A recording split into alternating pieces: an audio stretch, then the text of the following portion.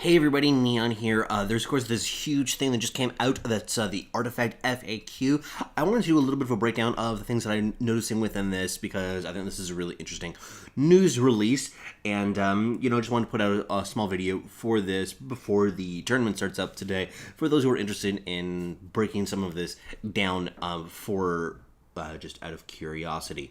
One thing that I'll actually note, like right off the top, is like I think that this image actually has a lot of lore implications. It's just a subtle thing that they kind of drop in there. I think this is Genora. If you, if you follow the channel, you might know that I hang out with some people who are lore fanatics, and then this is somebody who's like referenced in some of the PAX material, etc. I'm not going to speculate too much on this, but for now, because I'm sure that Anger and Simon have some things to say on the subject, but this is, I think, a very lore centric and important image, not just something that's kind of random and looks fun.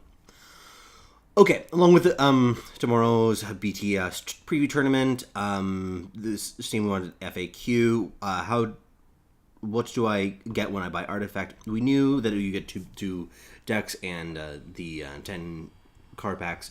These decks, I have these decks open right here. So this is the red green deck. When I was looking through this, my evaluation is if I got this deck in draft, I think I would be unhappy. This deck looks so bad. We have 2 defensive stance, a sucker punch, 2 copies of that. Crippling blow, of course, constructed staple of that one. Yeah, no, this deck is poop soup. It's probably like fine for draft, but it is not good for construction. But we all knew that they would not be spectacular. The blue-black deck that you get, both of these also you get all the basic heroes, which I probably expected of what you would get. There's no rares in either of the deck also, which once again is probably what I expected. I think people who were assuming that you might be getting a bunch of rares were a little bit overambitious.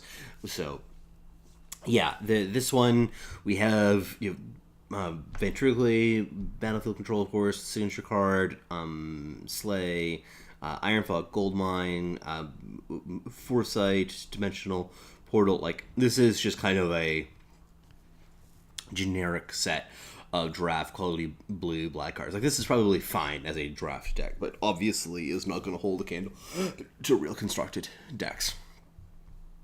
There's nothing special in either of the item decks, though. They give you a bunch of course, the basic items, which we probably, once again, all expected.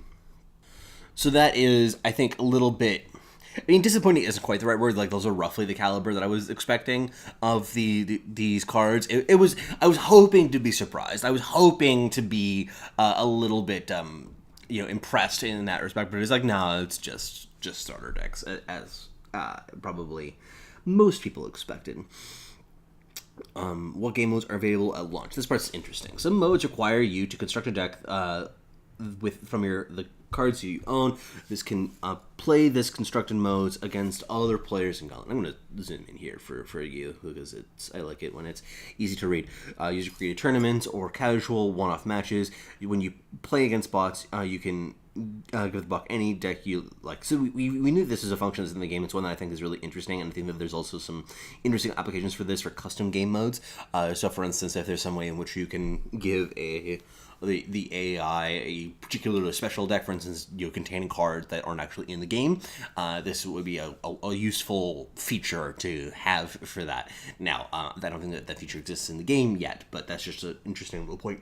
Oh, even one with cards that you don't own, so you can test against literally any deck against the bots. That's so cool. I think that this is going to be really, really helpful for people who don't even have much of a community to work with for testing and building decks. This I think is just a very, very cool feature. Game modes played regardless of which cards you personally own. You can challenge a friend and borrow any deck. This is very cool. I think that we've seen this in Hearthstone recently. It is a implementation there it's a good way to test cards and test decks that you don't yet own. Or also, if you want to play against a friend, being like, "Hey, I'm interested in testing this matchup," and they're like, "Well, I don't have those cards right now." It's like, "Okay, well, I'll loan them to you." A special launch event that features the access to powerful pre-constructed theme decks for playing against bots and other players a great way to explore the cards and mechanics of the launch set. So this is kind of vague, but I'm guessing what this basically means is we're going to get some constructed tier level decks that are that we can try out to get a feel for things. That makes sense for people who want to kind of get a feel of like what deck to actually invest in for it. So I think this is a really good one. They are also draft mode, where you compete with other players in selecting cards from a series of booster packs. At launch, draft will offer as gauntlets with prizes and entry fees. That's more important later on. What's in the card packs? This all really known stuff. Call to Arms is actually the only thing here that is new, where it's the name of the set, which is interesting. What other ways can I get cards besides opening packs? Players can play and sell individual cards via the community market.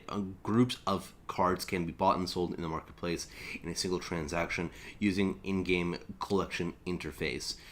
So,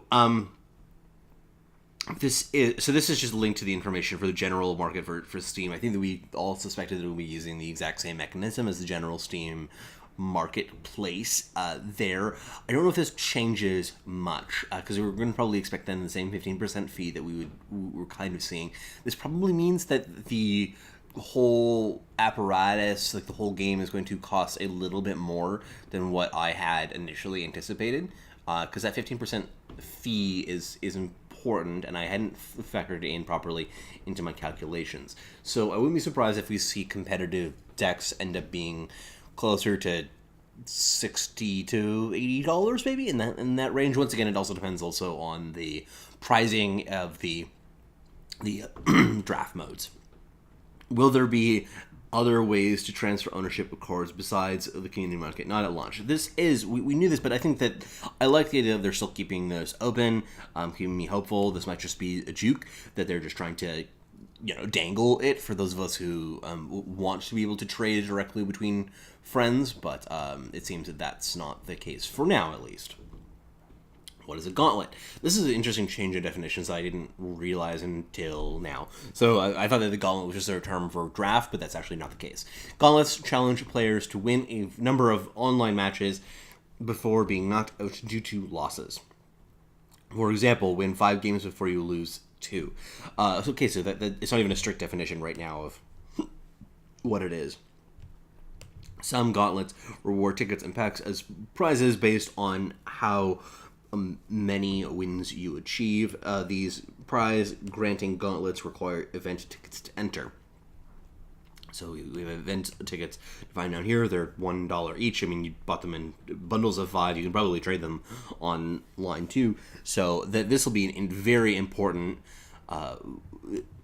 element of the economy. And if you're somebody who's familiar with Magic the Gathering, this is online, this is going to be familiar to you, since they have event tickets that are $1 each. But yeah, these wouldn't be surprised to kind of become a currency within the community. That you trade them quite often for other stuff. And it's interesting to have a element of the economy that kind of matches to US dollars. But I guess also then you have the real US dollars that everything is actually going to be transactioning in, given the fact that we are linked up to the Steam marketplace. But yeah, so we use these gauntlet tickets the prize tickets to enter. We'll have to figure out exactly how much the ratio is. It'll probably be that most events are cost different amounts of tickets, but the fact that this is also a function, that it's also important a little bit later on, that we have these as ways to support fan-driven formats as well. What types of gauntlets are available at launch? There will be gauntlets for constructed play, bring your own cards, phantom draft, keep the prize that will but not the drafted cards, and keeper draft. Other than gauntlet modes will be available after launch. So this is huge.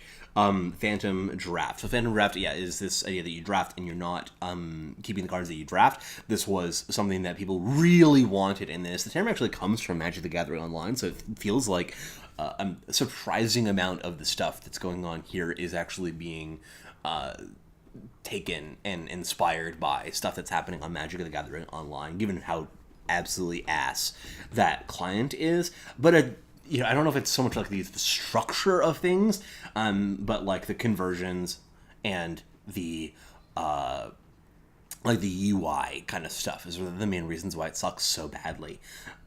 So hopefully they implement it better. So I'm not quite concerned about that yet, but it's a weird place to draw inspiration from. But yeah, the term phantom draft comes from there, which basically is this keep the prizes, but not the drafted cards. And people really, really wanted this. It's interesting to see that's the case, and we don't know yet how much it'll cost. I think that it'll be possible to, with a particularly clever setup, to implement phantom drafts for one ticket if that's people would really want, using a fan mode, depending on the tools that are available there. So if like even if they don't use a particularly generous scheme right now, if you want to do that and you just want to draft and you don't want any prizes, I think that's probably possible to do given the structure of the game, assuming that we have the correct tools for the fan-driven formats. Who can host a tournament? Who can join? Anyone can host a tournament. You can create a tournament. You can choose to invite individual friends or share an open public invitation. At launch, user-created tournaments don't support prizes or entry fees. Okay, so this is going to be big for the fan format driven people who like that kind of business. I am a big fan of this, obviously. So I want to see that, for instance, the user created tournaments does work. I want to be able them to support the prizes. I'm wondering also what other tools that are available in this. Probably just going to be very basic to begin with.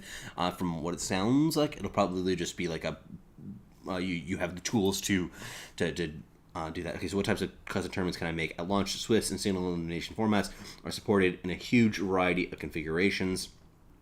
You can choose what types of cards are allowed. For example, you can create commons-only constructed format or tournament where participants use the call to arms pre-constructed theme decks. Yeah, like I think that this is just it's going to be quite basic to begin with, and hopefully they add agency and add customizability as we move forward. But I think this is a really, really cool thing that they're actually doing. When I first saw that they were planning to do this at launch, I was a little bit suspicious about that because it would be hard to get it functional by then, and it didn't feel like it was a necessary game mode, but they did end up getting it in there, which means that it's more likely to kind of evolve and grow in the future. So I think this is definitely also probably one of the areas where feedback will be really meaningful as well.